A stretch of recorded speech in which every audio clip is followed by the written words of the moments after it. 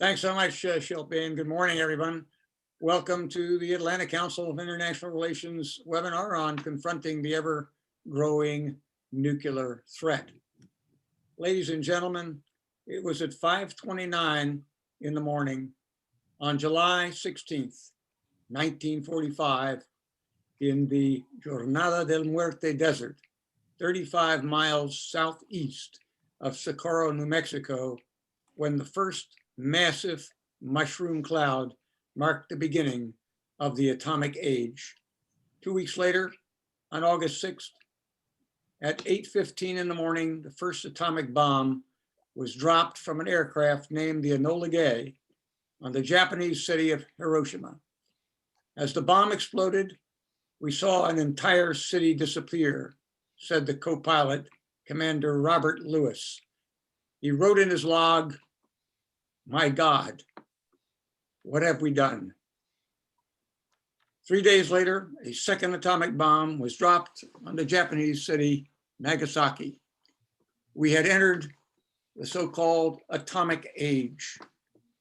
At the peak of the Cold War, the total number of nuclear weapons was estimated to be about 65,000 weapons.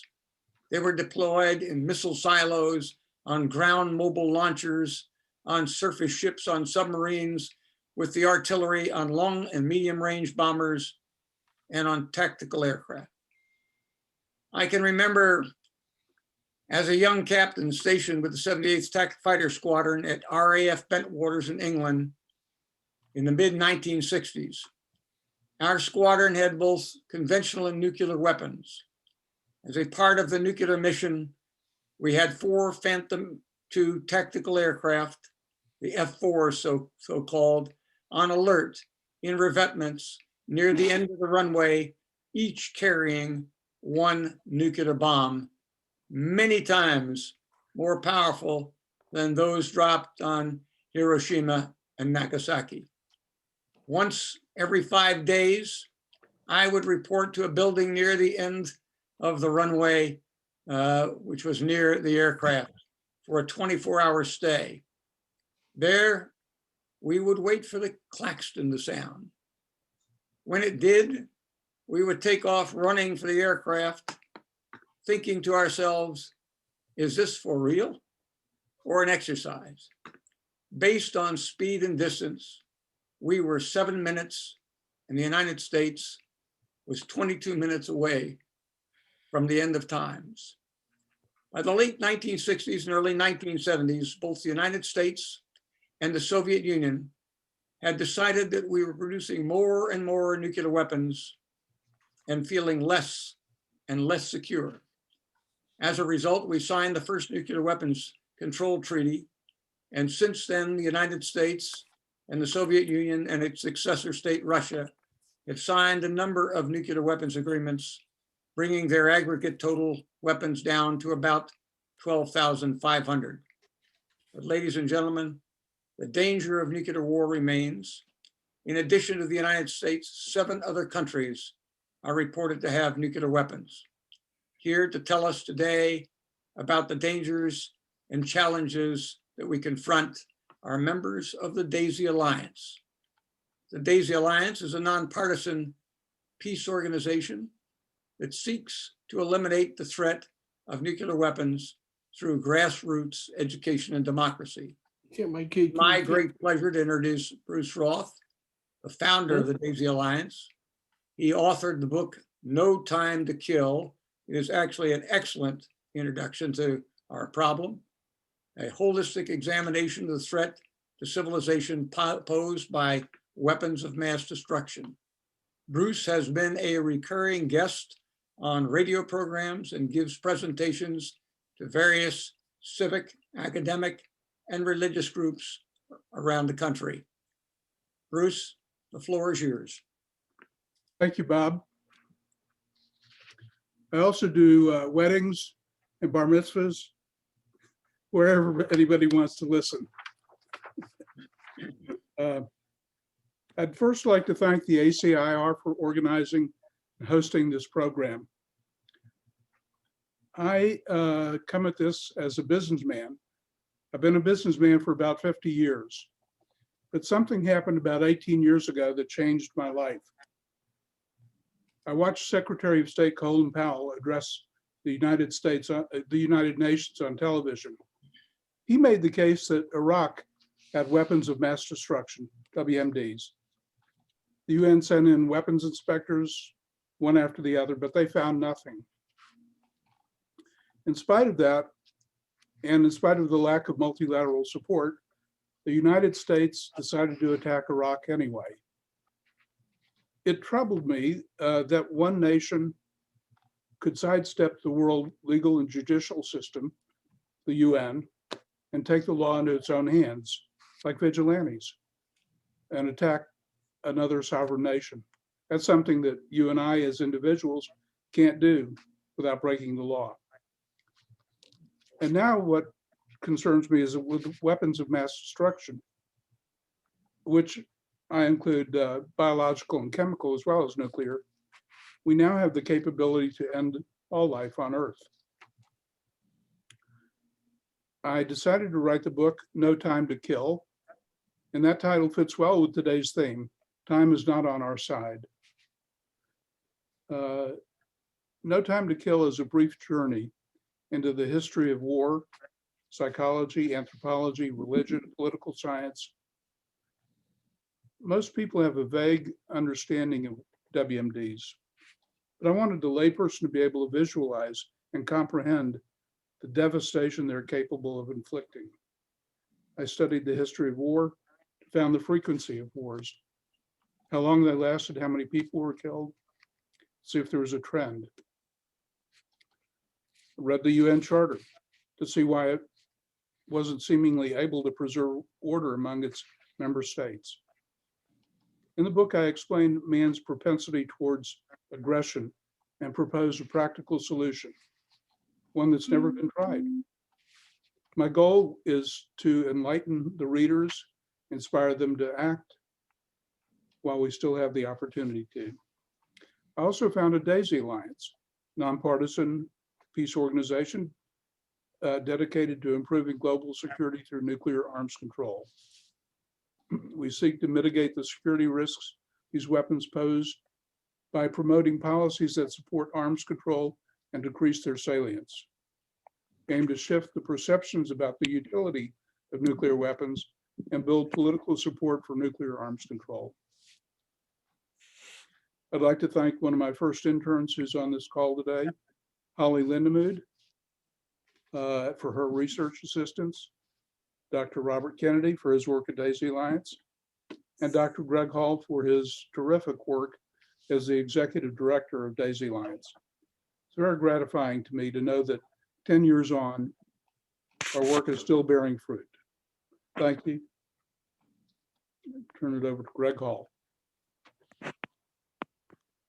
Good morning, friends and colleagues, and thank you for this opportunity. Greg, can I interrupt you just for a second? I'd like Colin to introduce you if we can. Thank you. Excuse me. Hi, it's Colin Brady. Thanks, Bob.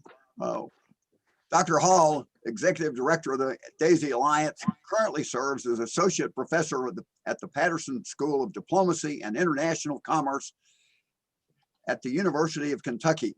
Prior to his appointment at the University of Kentucky, he served as head of the Department of Political Science and director of the International Studies program at Morehouse College here in Atlanta. Dr. Hall has held appointments at several institutions, including Lingham University in Hong Kong and Izmir University of Economics in Izmir, Turkey, which is also known as Smyrna, Turkey. He was 1997 Fulbright Fellow in Kazan, Russia. Dr. Hall is the author of several articles and is a co-editor of and contributor to the book Eternal Colonialism, published in 2010. His most recent publication is Authority, Ascendancy, and Supremacy, China, Russia, and the United States' Pursuit of Relevancy and Power, published in 2014. He is currently working on a follow-up to that study. His primary areas of teaching and scholarship are international relations, international security, foreign policy, and global South affairs. Dr. Hall. Good morning. Thank you, Colin and colleagues. It's an honor to have yet another opportunity to engage these issues with colleagues and people in the public. There is always concern about the nuclear threat. Doesn't make the front pages on most days. That's probably a good thing, a very good thing. But we don't want to stand in place with this issue. So thank you for this opportunity to represent Daisy Alliance, the colleagues and wonderful students. Regarding the colleagues at Daisy Alliance, there are many who have contributed to preparing this event, and we do so many things, particularly with students. My colleague Holly Lindemood is currently on sabbatical from teaching international relations, most recently at the University of West Georgia. You have their bios here. I won't take time to read through them. Suffice it to say, it was Holly and Bruce and some other Daisy Alliance colleagues who approached me when I was on the faculty at Morehouse. And we began the association, and we've never looked back. And even when I moved on to the University of Kentucky, we've maintained our connection and have even established an affiliate, a Daisy Alliance affiliate here on campus. It's the first one. Emma Goldsby is the president of the Daisy UK Alliance here at the University of Kentucky. She's a junior here who studies political science, Islamic studies, and peace studies. And Emma actually participated in the student simulation that we completed last year now at Spelman College. And so we maintain this, and the COVID has slowed us down, but it's not going to stop us. Kevly Dumay is the vice president of the Daisy UK Alliance, and he recently graduated from the Patterson School of Diplomacy and International Commerce here. So we have a wonderful mix of colleagues, students, faculty, all very passionate about this effort to forestall the use of nuclear weapons and to eliminate them. At this point, I guess we will proceed to have the panelist presentations, but I'll yield back to the ACIR colleagues.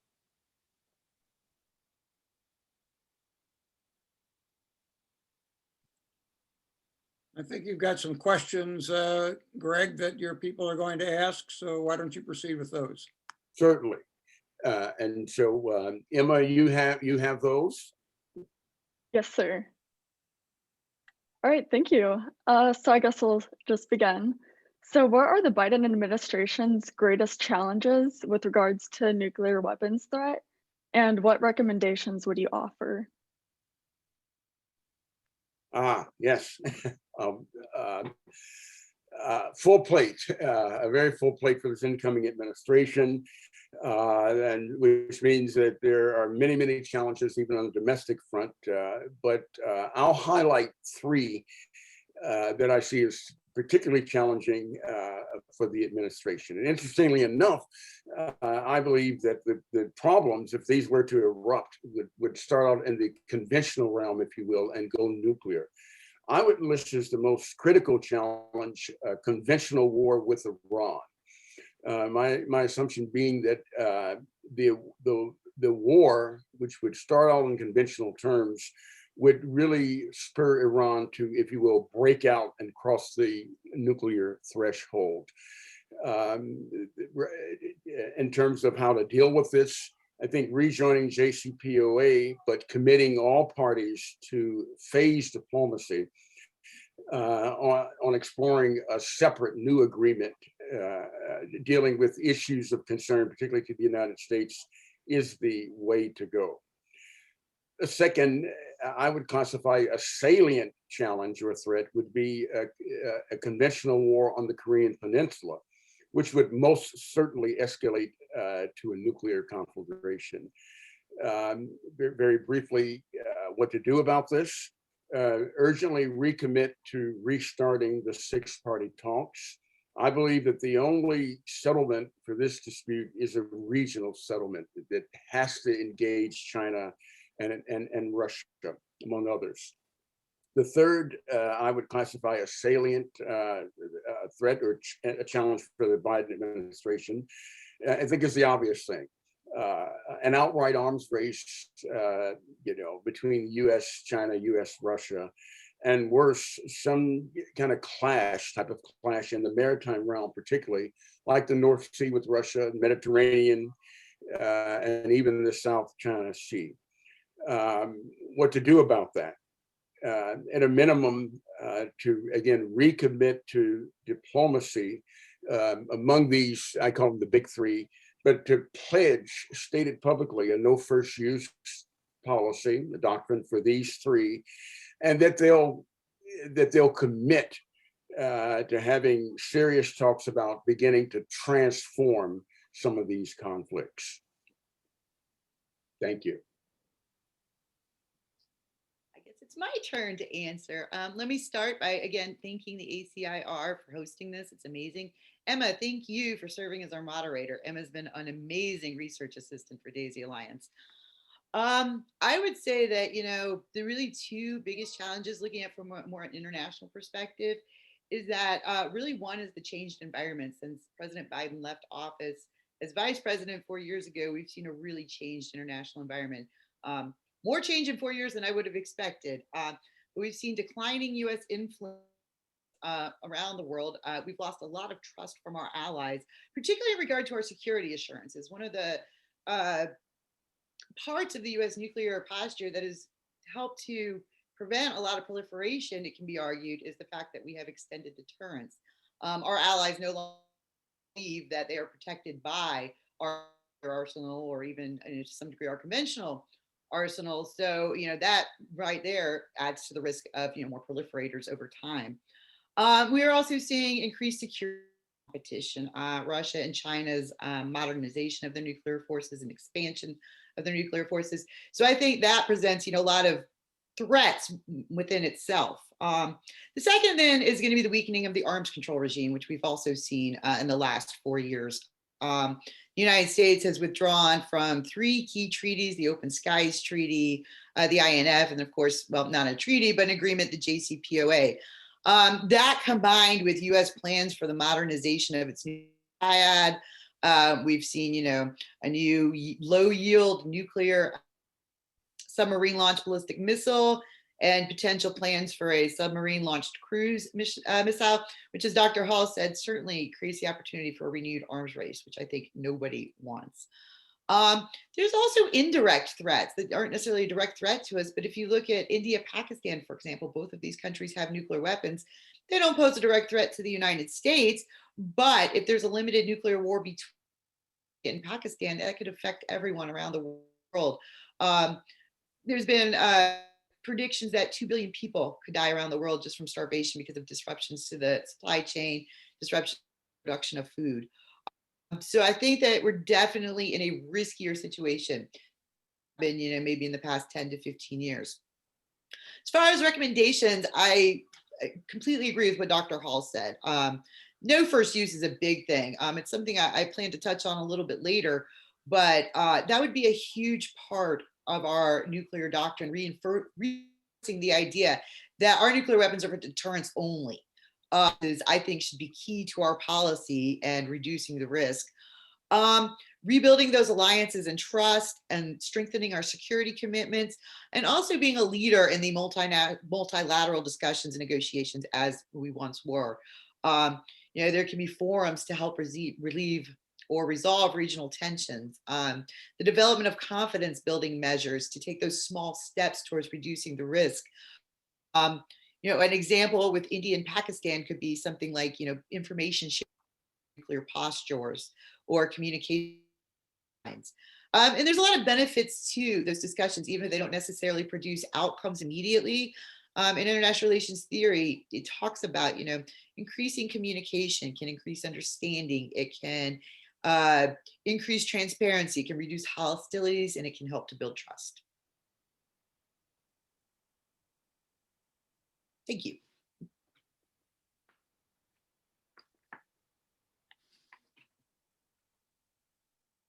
I believe there is a second question. Yes, thank you both. So second question, in light of the technological advancements since the dawn of the nuclear age, how important is maintaining a nuclear arsenal to US security policy? And do the costs outweigh the benefits? Wow, big question, tough question. I believe this question of the sort of the importance and significance of maintaining such an arsenal for any of the nuclear weapons possessors depends on one's frame of reference, and particularly what key assumptions we make. And we have to extend the assumptions that we know of for nuclear deterrence into the post-Cold War age, post-Cold War world. And I think that's the tough part, that's the challenging part. So again, I think this depends on one's frame of reference. In the so-called realist world, preponderant power will prevail eventually, even in a nuclear exchange. And ultimately, according to realist theory, the balance of power will be restored, whatever that looks like in the, and again, in the nuclear world. And so the wars will not result in an annihilation, we hope. And so it's the realist frame of reference. But in the real world, I think, we're headed for eventual use of these weapons again in war if we maintain the nuclear status quo, if we maintain these arsenals. And if the benefits ever outweigh the costs, I'm not sure that's the case anymore in this new nuclear order. And I like a term that Stephen Miller used in a recent piece, the new nuclear disorder. The nuclear threat is clearly more multilateralized after the Cold War and more regionalized. And Holly made reference to the Indo-Pakistan conflict. There are just several of these lines of conflict.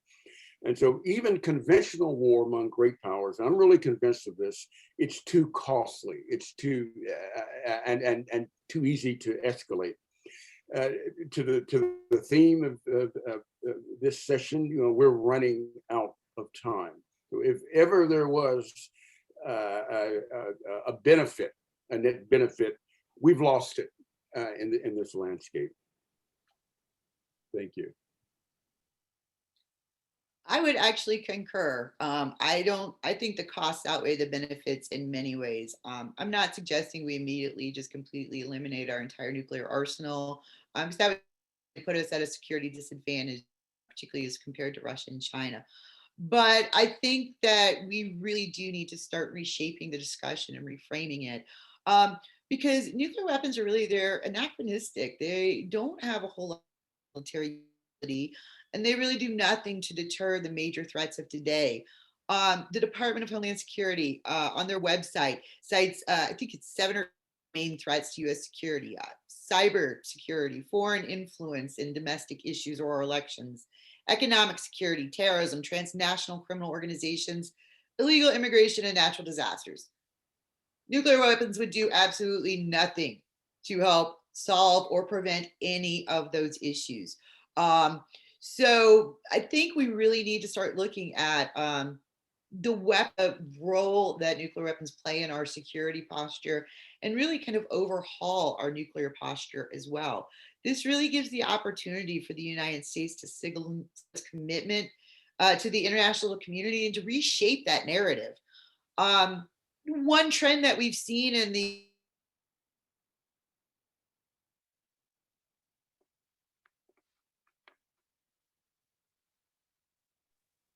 Holly, we've lost your, Miss Holly, you're frozen. structure the international system has created to ensure that, war is not awful. Can you guys hear me? no, we lost you completely. Okay. You might go over that last comment. Okay, yeah, I just saw. I have been having a lot of internet issues the last couple of days, so if I go out again, somebody just give me a wave, please. So I was talking about the humanitarian consequences of nuclear weapons, and it's become kind of a trend in civil society over the last 10 years to talk about nuclear weapons in these terms. They're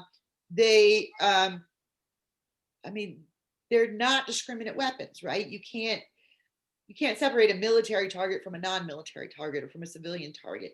They cause superfluous suffering, extreme suffering, and they've really been determined to violate the norms of international conflict.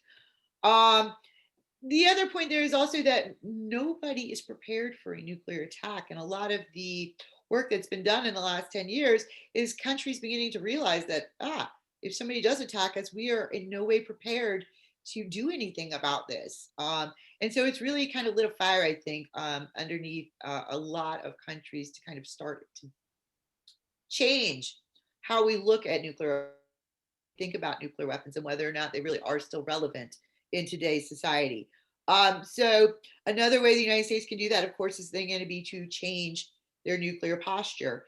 Things like reaffirming that commitment to deterrence.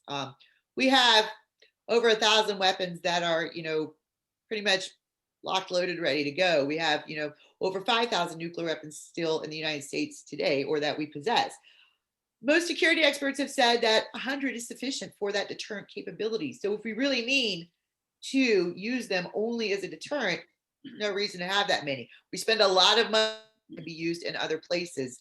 The no first use policy once again, and then again, rethinking the modernization plan. That modernization plan is estimated to cost $494 billion over the next 10 years. Great. Okay, so moving along. Now that the TPMW has entered into force, what's the point? Since no nuclear weapons states have signed or ratified, are there any benefits to this treaty? Wow, another great one. Yeah, the treaty for the prohibition of nuclear weapons, I think, is a really big first step. It's not going to denuclearize the world overnight, but in the vein of sort of social constructivism, it's a bold statement to the world, from the world community, and from actors, national actors, and even NGOs, that it's time to start actually live up to the promise of eliminating these arsenals. It's time to at least start. So I think it's more of the significance is that it's a big, loud statement. I believe the tandem statement, another big, loud statement, is the proverbial doomsday clock, the bulletin of the atomic scientists. They've moved it with 100 seconds to midnight, first time in its existence. This is a powerful symbol, if you will, another bold statement. I think these two statements are intended really to weigh on our conscience, the collective conscience of the nuclear possessors and the aspirants, because there are aspirants. And I believe it's a reminder that we are running out of time. How do we get US policymakers on board? That's the heaviest lift. But I believe that education, advocacy, what DAISY Alliance and other entities are doing, ICANN, and to link these networks, particularly to lobby, and to link these movements networks to keep the pressure on our leaders. And again, I go back to my earlier comment. I'm most concerned about the escalation of conventional complications to the nuclear realm. And I think of a book that we actually assigned here in the Patterson School, Jeffrey Lewis, so sort of part fiction, where through a series of misunderstandings, estimating the wrong thing, misperception, North Korea actually attacked US and Japanese forces and South Korean forces with its nuclear weapons. Thank you. So I would also say it actually has quite a bit of value. The TPNW wasn't really to be a convention that eliminated nuclear weapons. That's been a goal of international civil society working on these issues. But they kind of realized the convention would have really set up the framework, not just to ban nuclear weapons, but to also series of steps and verification measures for states that did in fact have nuclear weapons to eliminate them. So this really wasn't necessarily the purpose of the treaty. The purpose of the treaty has been more to firmly establish that anti-nuclear norm. And it's part of a series of steps that's provided space for building an arms control regime and eventually working our way towards zero. It's kind of a good middle ground, I think. And it really does go a long way towards strengthening that anti-nuclear norm, which has evolved quite a bit over the years. You have, our treaties such as the NPT, that while it doesn't actually ban nuclear weapons, it does basically say, all right, we want countries that have never had them, you can't have them. And then those 5 countries that did, we're not going to make you get rid of them right now, but you do need to at least negotiate that disarmament, which of course, we've seen hasn't really happened. We've had, further treaties such as the Comprehensive Test Ban Treaty, even though that's never entered into force. Again, these treaties just create a more of a legal field around the idea that nuclear weapons shouldn't be used, that they're bad, and that they need to be eliminated. I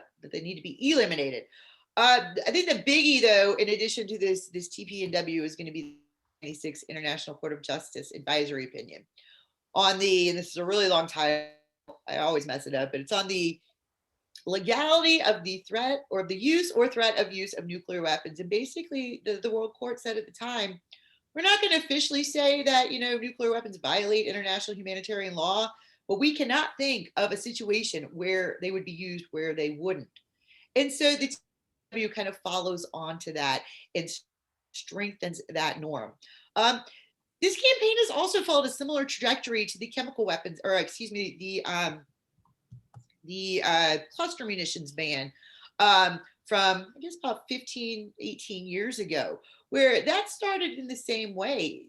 Nuclear or chemical cluster munitions were talked about as a security issue rather than a humanitarian issue. And it wasn't until civil society began framing this issue as saying, hey, cluster munitions, you might say they have a 2% dud rate. That's not the reality. The reality is it's a much higher dud rate, and it creates a humanitarian situation. It creates an indiscriminate weapon, and it creates a weapon that creates a lot of superfluous injury. Those are the things that violate the international humanitarian conventions and humanitarian laws that we have in place at the international level.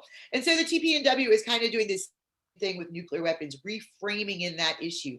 And again, this has been a trend since about 2010. The first time the humanitarian aspect was ever even mentioned in an NPT review conference final document was in 2010.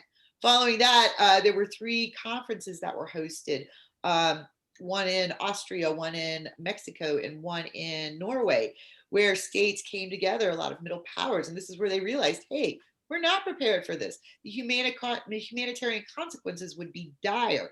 So again, I think this kind of goes back to what I was talking about in the previous question, is that the United States really needs to reshape this narrative or become a part of reshaping this narrative. And while I don't expect them to commit to the TPNW or getting rid of the nuclear weapons anytime soon, I think that, discussing the framing of the issue and talking about it in terms of these humanitarian consequences is going to make it eventually more likely for countries to be willing to reduce and hopefully eventually eliminate their nuclear stockpiles. Thank you.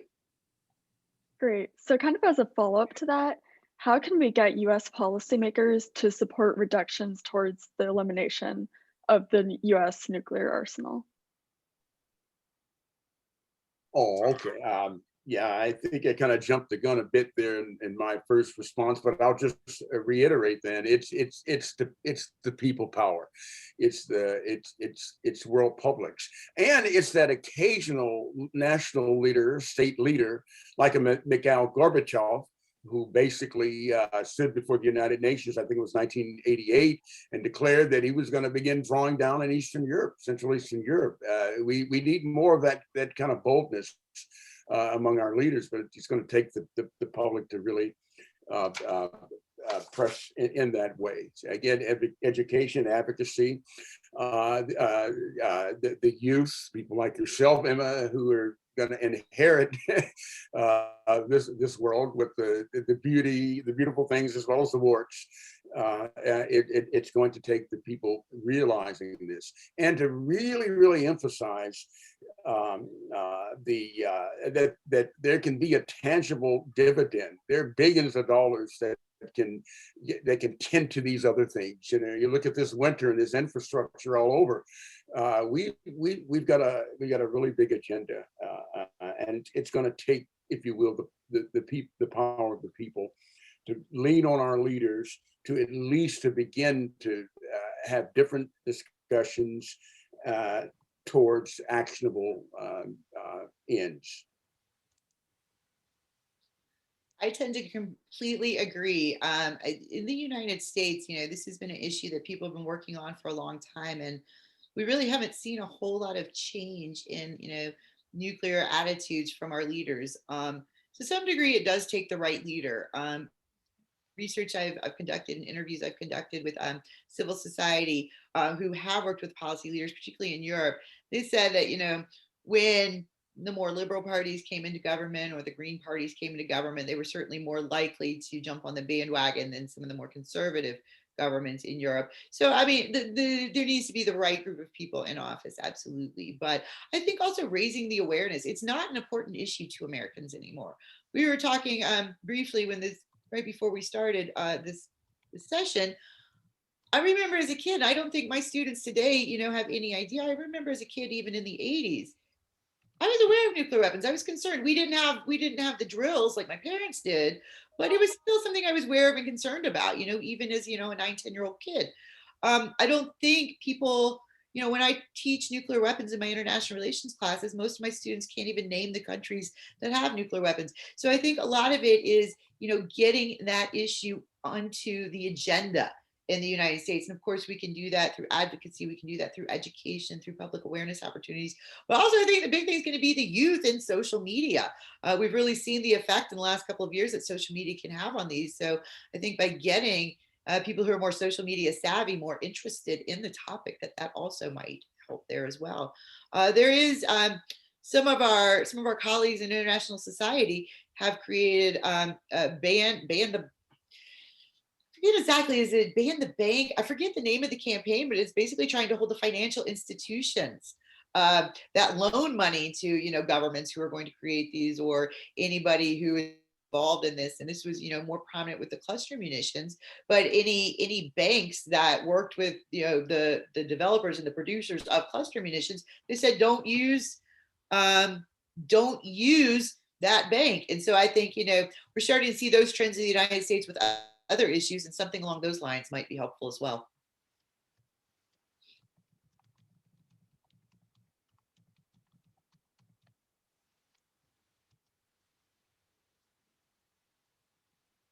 And I guess, are we turning it back over to ACIR for questions now?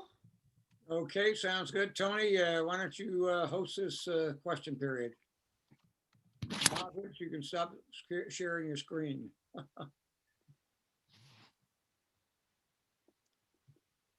Tony, are you with us? Yes, good morning. I'm sorry, I lost your screen for just a moment or two. Before I begin very quickly, Dr. Hall, a number of these questions may, unless they're directed to a specific panel member, I would ask you to designate a particular panelist who you feel may be able to field the question appropriately. And also, we have well over a dozen of those questions coming and a limited amount of time. So I would ask that the panel members be as concise as they can without losing the message they wish to share with everyone. So our very first question is from Michael Ott. Given the NPT and other international treaty controls on the development and stockpiling of nuclear weapons already work among the countries inclined to comply, what mechanism exists that can change the minds of and control the countries inclined, excuse me, that are not so inclined? Certainly, and I know we can both address this, and I'll address this in really abridged fashion. And obviously, Iran comes to mind. There are others. I would say, as a first order of business, it would be again, to do more than manage the conventional existing conflicts, but to move towards mitigation, towards transforming the conflicts beyond standing down and confidence building measures.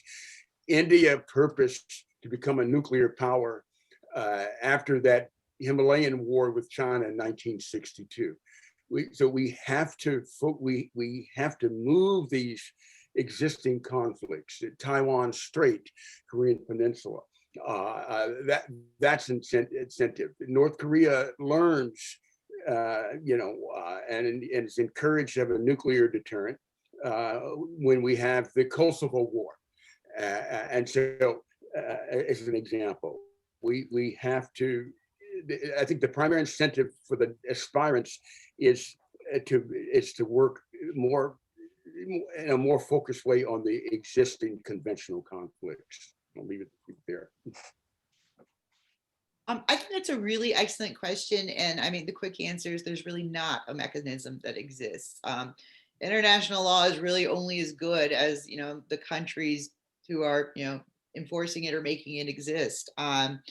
That being said, I think continued multilateral negotiation and discussion, whether on small or large issues, creates those building blocks to build up trust and eventually get us to the point where we could create that mechanism. Thank you, Holly. For the record, Harold Mock has a question that he actually is addressing to you. How do you reconcile your call for no first use with the need to reassure allies through extended deterrence? Another way of asking, how should post-Cold War extended deterrence differ from Cold War logic? That's an excellent question. And it's something that I've kind of struggled with over the last couple of days. I'm not entirely sure. I personally believe we should extend or strengthen those security assurances because it does, in fact, continue to make nuclear weapons a prominent part of the global order. That being said, though, I think that you still can reconcile it because the point of that extended deterrence is that we would only use them if our allies and those under our nuclear umbrella were directly attacked by someone with nuclear weapons. So it still should act as a deterrent because we wouldn't be using them first technically. And that is kind of a big part of that security assurance. Dr. Kennedy asks, what are the prospects for terrorists acquiring nuclear weapons? Dr. Hall, you might want to designate Sure. that. The research shows, the available information shows that to be less of a threat than in an earlier period.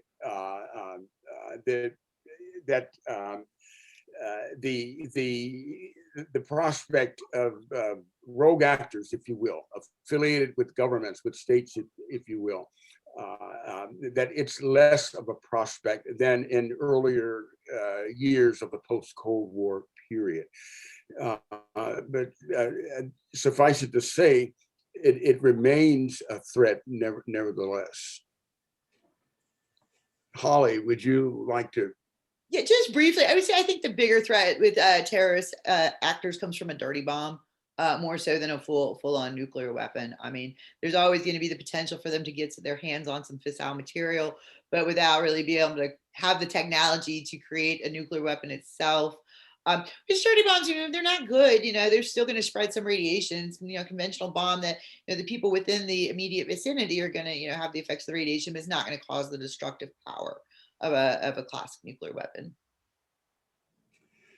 The next questioner asks, call me mad as in caps, M-A-D, an old nuclear doctrine joke.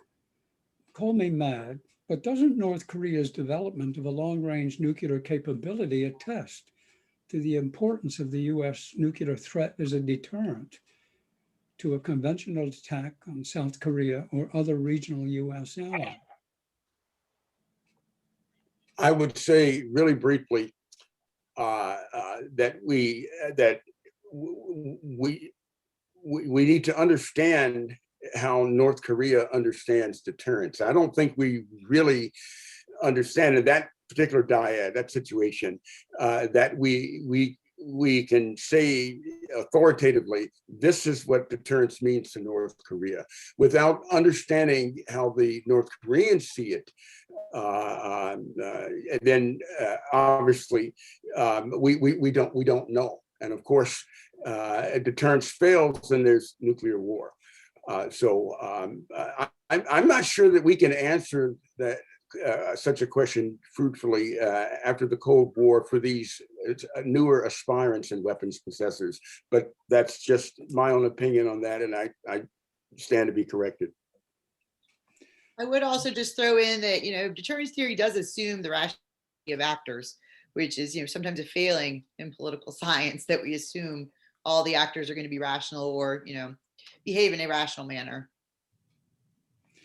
This is a comment, not a question, and I believe the questioner is asking you to obviously comment on this.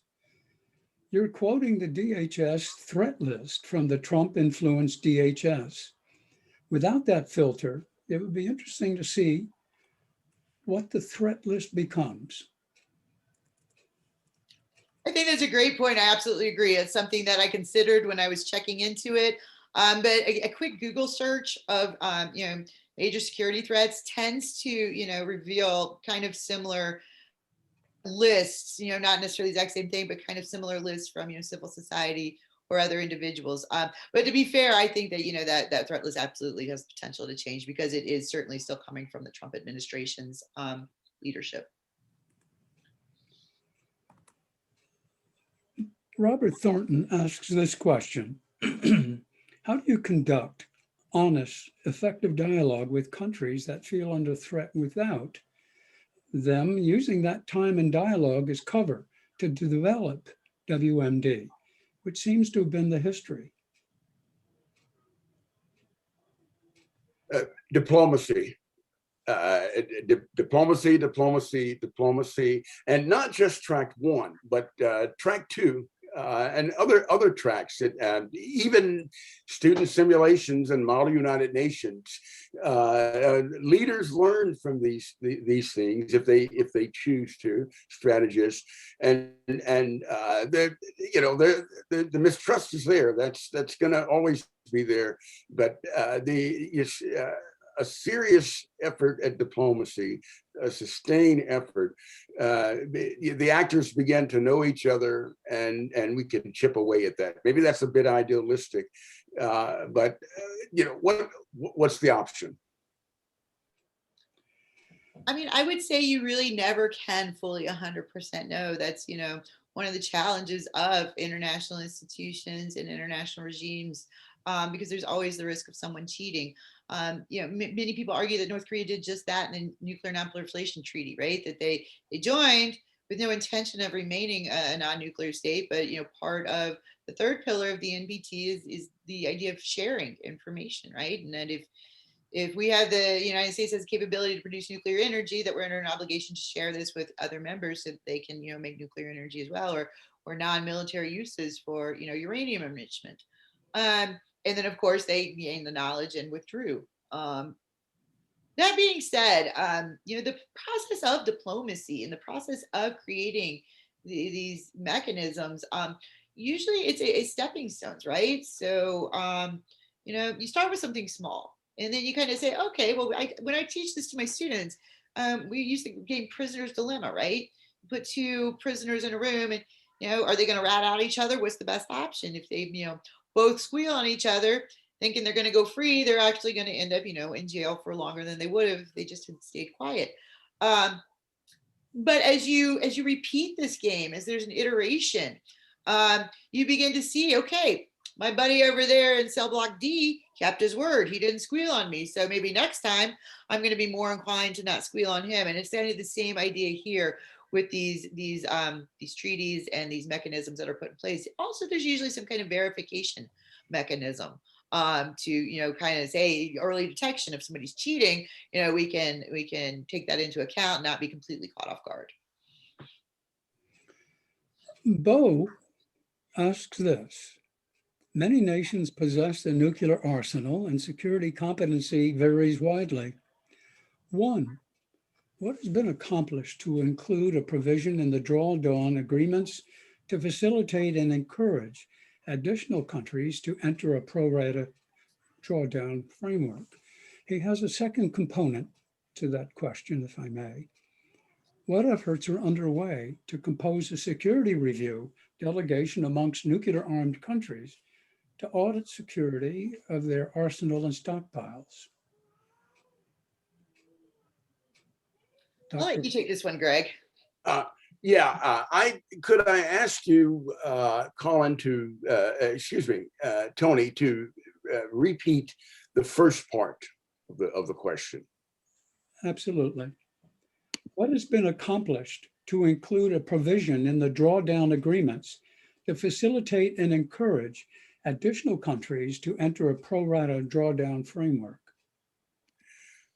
TPNW, and I don't have it in front of me at the moment. I was looking earlier this morning. It has language, obviously, for broadening the process, the participants in the discussion. The idea is to continue the discussions, new start, to continue discussions in good faith. These things, is put together by lawyers, are meant to have language that will further encourage discussions about the discussions about process. So the process actually evolves, if you will.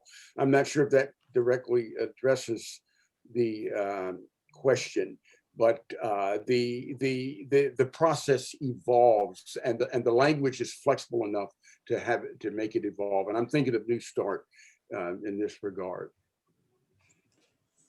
Yes. Would you say that pretty much answers the second question itself, the second part of that question? What efforts are underway to compose? Yes, the process. Yes, I would say, and again, I think specifically of TPNW, of New Start, where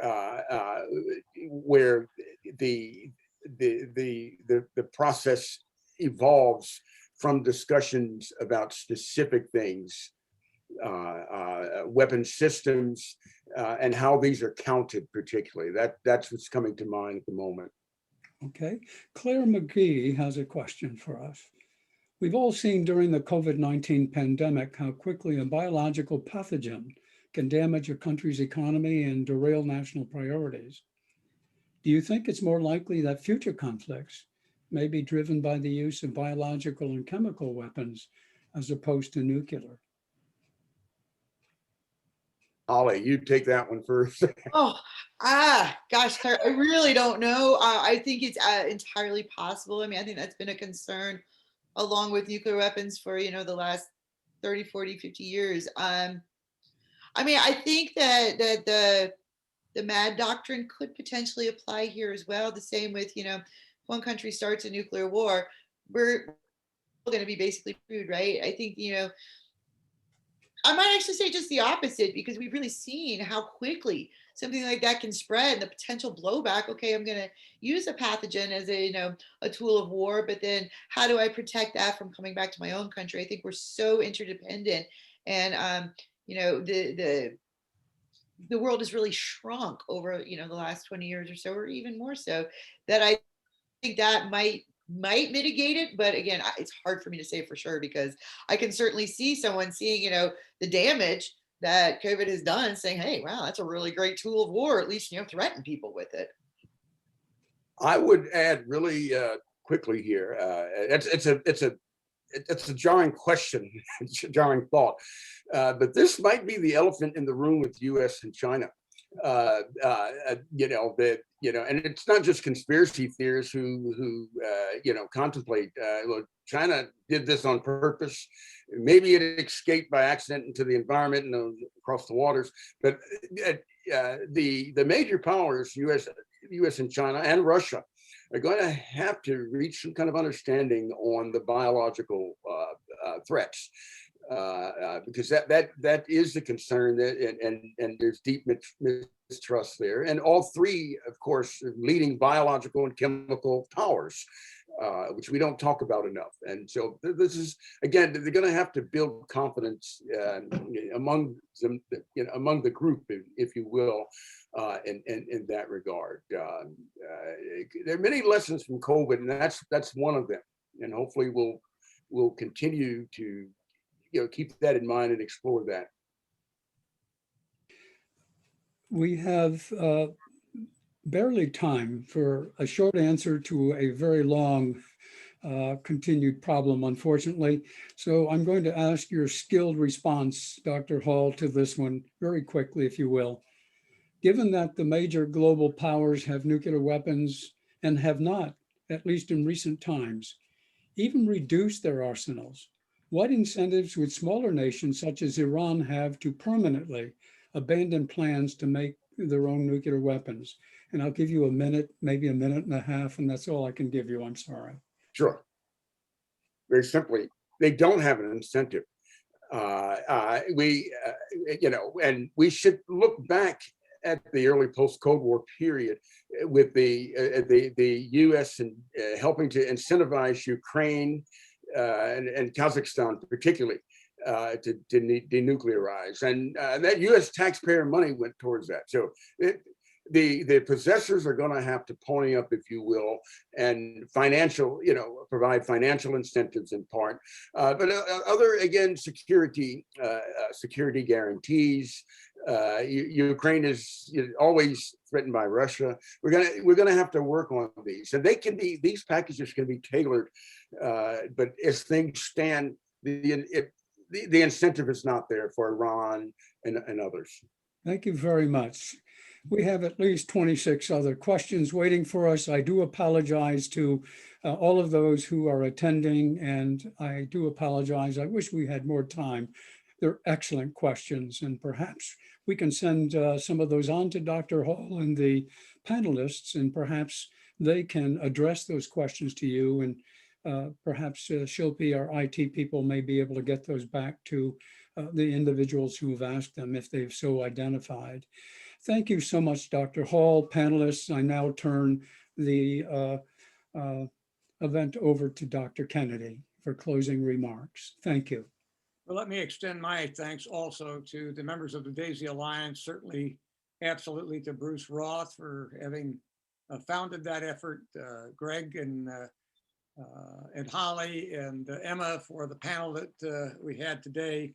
There were so many outstanding issues that came up. Two of them or three of them really stand out in my mind. The last one, particularly the issue of incentive. Why should people give up nuclear weapons? Why should nations not develop nuclear weapons when they may be concerned that they might be attacked? We didn't get to a question that was asked by Galina Alexenko. What would you tell Ukrainians who believe that Russia would not have invaded Ukraine and annexed its territory if they hadn't given up nuclear weapons and given assurance, for example, that Galina doesn't mention at a Budapest conference, that the states that agreed to give up their nuclear weapons would be protected from attack by other states.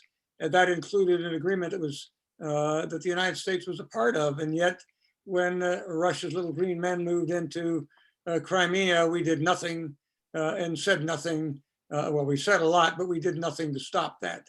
So there is an incentive on the part of countries like Iran and North Korea to acquire nuclear weapons. I think that's a very difficult problem to solve. And we do probably need, as the panelists so carefully mentioned, engage in a huge diplomatic effort to overcome some of those concerns. The other thing I think that stood out in this is the fact that we hedged our bets a little bit when we mentioned terrorism by Holly's comments that, well, they may not acquire nuclear weapons for nuclear weapons, but they could possibly use a radiological bomb, or as she put it, I think a dirty bomb, which is simply a bomb made of conventional explosives with radioactive material packed around it. You explode one of those in a center like New York, you explode it in a place like Frankfurt, you've disengaged the entire economic systems that drive the world. And so these are terribly dangerous weapons. And there is no certainty that we might not face that kind of danger in the future. As I've told many of my students in the past, I think you can expect in your lifetime this kind of problem in one of our major cities. Hopefully it will not occur, but I suspect it will, unless we take steps now, as the DAISY Alliance is working so hard to do, to inform our publics and inform the publics around the world that something more needs to be done to constrain the use of nuclear or radiological weapons. And finally, the last comment, we finally got to the issue of weapons of mass destruction defined in terms of biological weapons. Chemical weapons still are not as dangerous, but we see through this pandemic the problems of biological weapons. Over 20 years ago, Georgia Tech hosted a conference addressing these kinds of problems. And at that time, the potential use of pathological agents on a large scale was posed as one of the major threats that the United States and other countries confront. One of the issues that came up was, for example, the rust that could be imposed on a rice crop, particularly one that was fairly limited to a single strain, typical of the type that perhaps are widespread use in China. The use of that kind of biological weapon could have devastating impacts around the globe. So I thank each of you for attending this. I thank so much the DAISY Alliance for putting this program on with us. And we wish you a very, very safe weekend and a very promising, healthy future. Good afternoon from Atlanta.